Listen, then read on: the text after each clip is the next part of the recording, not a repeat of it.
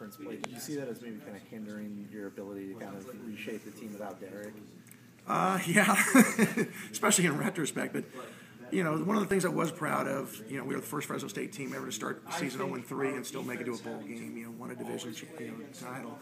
A lot of ups and downs, and I think we as a staff grew and learned more about our team. But we did find a way to get in that championship game. We got to finish the season much better than we've done the last few years, and that's going to be our challenge to our guys this year. I think we'll be a much better team in October and November this year just because we're so young than what we were early. And then Rocky mentioned with scheduling those Power 5 teams how much he really wants to get the home and home, and that's kind of a challenge at times. Pac-12 schools are willing to do it. How has Fresno State been able to have so much success in getting broken into those games? Well, I think a couple of reasons. One, because we've gone out and played those teams in the past, I think we've got a special situation in Fresno in that they're not going to come to a stadium that there's going to be 5,000 people. We've led the attendance in the last 3-4 years, last 2 years. They're going to come to a full stadium. They know that's going to be a college football environment, and having the advantage of having that, in Nebraska, Utah says, hey, we'll come on out to Fresno and play. Tim, you haven't had a lot of chance to play Colorado State in the last couple of years, but you're playing him this year, obviously. Rashard Higgins is a defensive guy. What is it that you think makes him the player he is? Well, he's a long, athletic basketball player, guys. It kind of reminds me, maybe not quite as physical, but a little bit like Devontae Adams. He's not, because I think he looks to be about 190-ish. Yeah. Devontae was like 215. But he's a guy that like Devontae, he'll go up in a crowd and come up with a football. I've seen,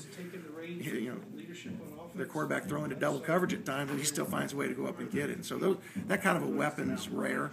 He seems to be a really competitive guy, and has a little bit more speed than I think people give him credit for. How much harder do you think it's going to be for him without the quarterback? I mean, you've obviously seen some of that with receivers and quarterback combos you've had. Well, I think when you have a quarterback like Garrettson, and just like with Derek and Devontae had a special rapport. Last year we had Josh Harper came back. He was a 1,000-yard receiver. The year before, he was a 1,000-yard receiver with Brian Burrell. So I think good players are going to get their yards. Whoever the quarterback's going to be at Colorado State's going to know where Higgins is, and he'll find a way to get him the ball. Is it nice not to be picked to win the division? I mean, have the external expectations a little bit lower this year. Do you sense that at all? I mean, I know your internal expectations are always going to be the same. Do you get the sense that people aren't maybe for our players, but I don't know, to be honest with you, because I haven't talked to them about that. I like expectation. I like people expecting us to win the conference because that means we're doing the right things. The fact that we're picked second, if anything, I'll tell our guys, hey, I don't think you can do it. We've won it, a couple of years, but they don't think this year you guys aren't special enough. So, if you can use it for motivation, great. But I mean, last season, how do you look at it now? You went to the conference championship, which is obviously going to be your goal this year. But then at the same time, there was a lot of ugly losses, and the record wasn't what you wanted. No. Although you had a brutal schedule. So how do you? And it's hard to kind of evaluate last season. It's just it is, but I thought there were some things that I needed to do a better job as a head coach that we're working on. We've made some adjustments on our staff. We're just, every year you learn and you got to adjust. And I think that going through it last year, I hate to say that our kids have just assumed that we would be in the conference championship because they didn't, and our coaching staff clearly didn't. But I think, a couple games in particular, the Wyoming game and the UNLV game, I didn't do a good enough job of, motivating our players to play their best on those days. And not to take anything away from those teams, but, those are games we clearly should have played better in, and it falls on me. And so, I think if you win those two games, maybe you feel different about things. We went up to Boise, and I thought we competed like hell the first time we went up there. They beat us at their place. Okay, I can live with that. The first three games I can live with, but we didn't play well. And so I didn't really like where we were in those first three games. But it was almost like our players were almost predisposed to, well, we're not supposed to win those games. Now in the conference, let's go. Because we won the next three. And then you know, I'm trying to think how it was. Yeah, it was next 3, then Boise, so we were on track.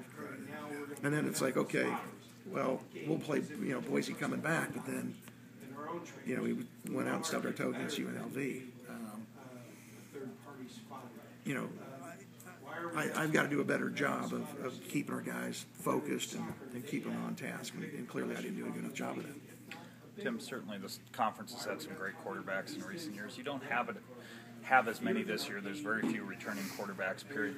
Besides the overall just strength of the conference, how does that change the perception of the conference nationally, you think? I mean, everybody had heard of those guys when you throw in Fajardo's, and, you know, you had Kellen Moore, you had some really good names, Derek Carr, et cetera, that everybody around the country knew and kind of followed. Does it hurt the conference some to maybe not have those marquee kind of guys at that position this year? I don't know that it hurts the conference. I think that's the natural fallback position that everybody first looks at your quarterback, because obviously that's going to be an indicator if you're going to be competing for a championship.